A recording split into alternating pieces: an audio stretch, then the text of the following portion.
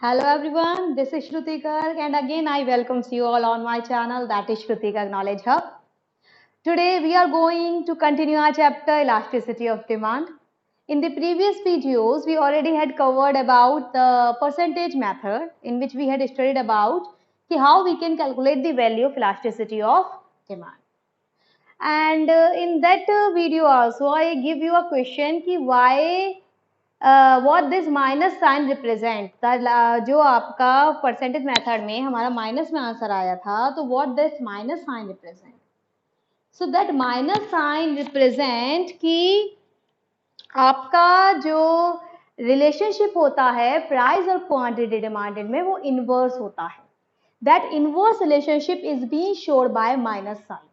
But when we are going to do any numerical related to this percentage method, आपको minus sign apply करने की जरूरत नहीं है. आप सिंपल पॉजिटिव साइन के साथ इसे यूज कर सकते हैं. यू कैन इग्नोर इट क्योंकि माइनस साइन ऐसा कोई स्पेशल नहीं कि वैल्यू चेंज हो रही है. सिंपल माइनस साइन ये शो करेगा कि प्राइस में और क्वांटिटी डिमांडेड में इनवर्स रिलेशनशिप है. इसके अलावा इसका कोई यूज नहीं. Clear? So let's begin our today's class. But before starting it, I request you all to please subscribe my channel and share my videos as much as possible. And if you like the video, then please click on the like button. It slightly motivate all the YouTubers. So today we are going to discuss about degree of elasticity of demand. What is degree of elasticity of demand? I told you in my previous video कि elasticity होती है खिंचाव, right? खिंचाव means कि आप किसी चीज को कितना खींच सकते हैं. लाइक अगर आप कहें रबड़ में इलास्टिसिटी कम होती है ना, जो इरेजर होती है, इरेजर में इलास्टिसिटी कम होती है, वो कम खींच पाते हैं. अगर आप बात करें रबर बैंड की तो आप उससे इलास्टिक वो थोड़ी ज़्यादा इलास्टिक होती है जो बालों में लगती है ना.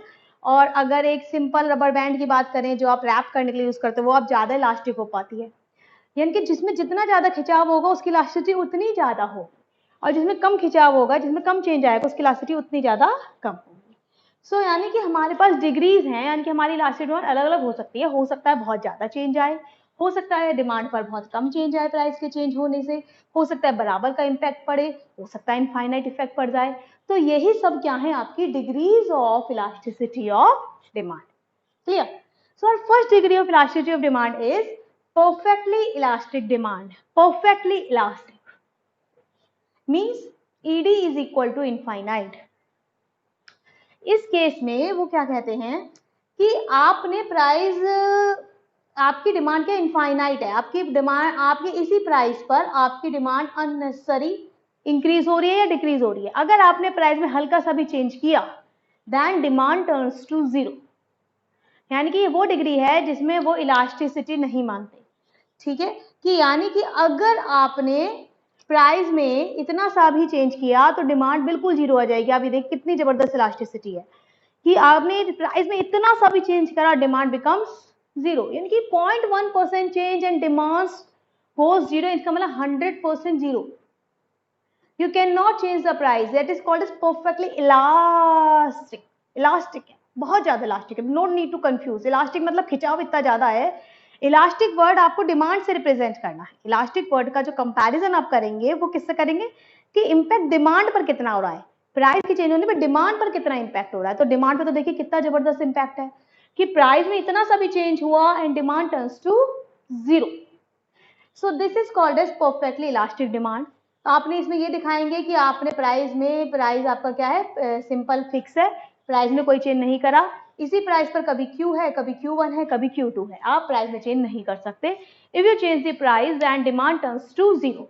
और सबसे बड़ी बात ये एक इमेजिनरी सिचुएशन है. ऐसा मार्केट में नहीं होता. ऐसा मार्केट में नहीं होता है कि अगर आपने प्राइस में चेंज हल्का सा भी करा तो demand turns to zero. Next is perfectly inelastic demand. Perfectly inelastic demand क्या कहती है? इनइलास्टिक. इनइलास्टिक मतलब कोई चेंज नहीं आएगा.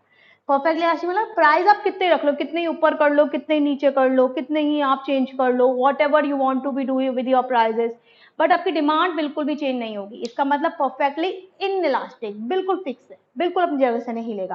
तो इसमें आपने क्या दिखाया, पी की जगह P1 आ जाए आप, चाहे डिमांड कम कर दें, but there is no change in the demand. Again, it is an imaginary situation. Clear?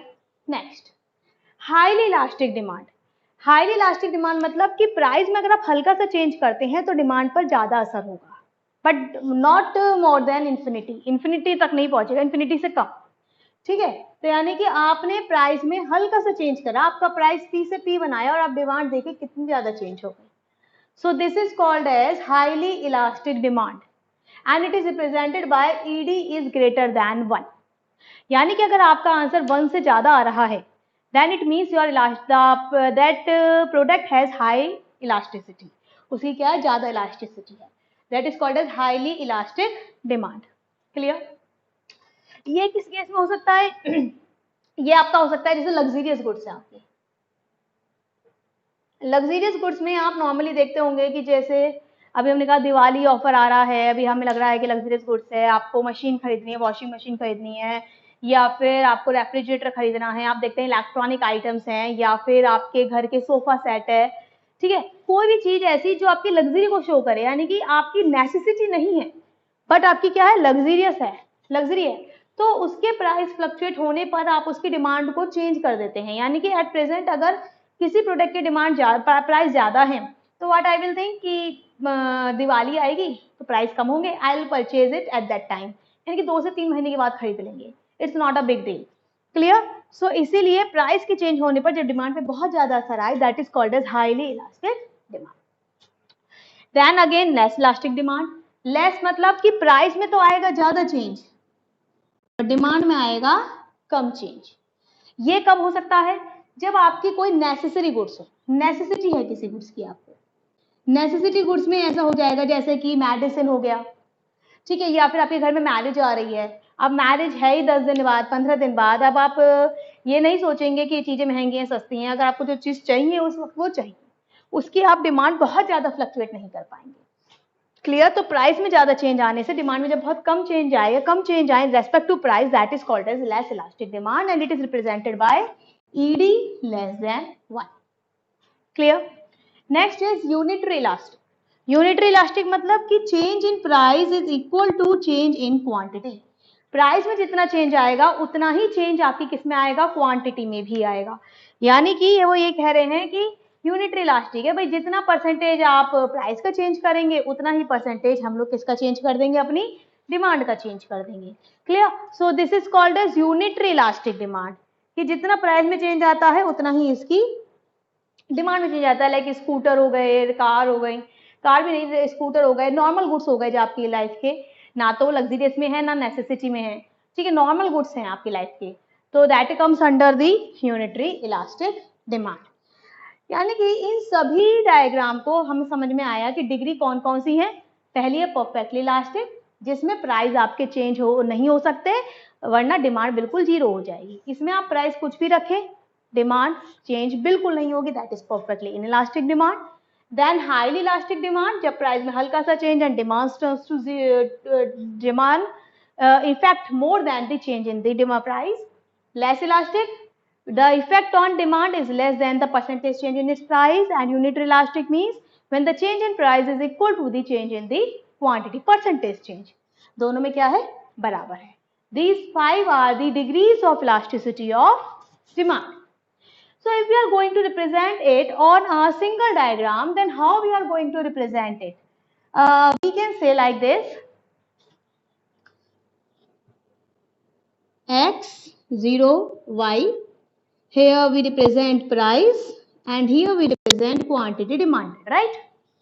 So what we are going to show कि this is ED is equal to infinite, ED is equal to infinite, है ना, ये कैसी है, horizontal है, और ये कैसी है, वर्टिकल है, तो ये क्या हो गई, ED is equal to 0।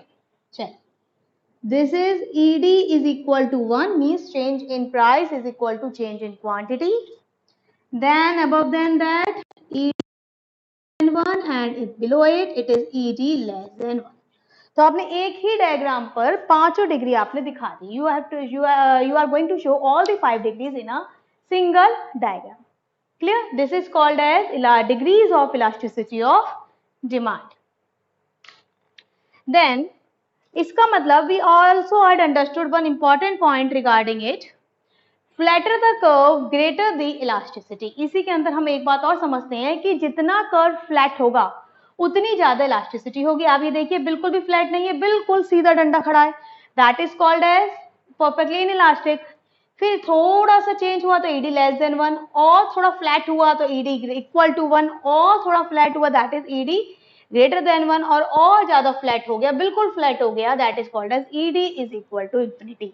इनकी flatter the curve greater will be the elasticity. यानी कि अगर आपको एक डायग्राम दे रखा हो जिसमें दो इलास्टिसिटी पास हो रही हो and you are going to ask that which one has more elastic, so what you are going to say कि जिस आप क्या देखेंगे कि कौन सा कर्व ज्यादा फ्लैटर है, जो जितना ज्यादा फ्लैटर होगा उसकी इलास्टिसिटी उतनी ज्यादा होगी। Like for example, if here I draw a curve like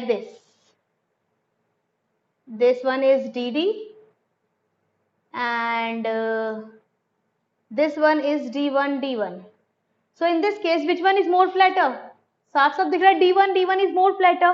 So in this question what you are going to answer that d1 is more flatter, that's why than dd, that's why d1 has more elasticity than the dd curve. Clear? So this is the thing which we had discussed about it. So I think you all had cleared about what are the degrees of elasticity of demand. So have a nice day and thank you for watching the video.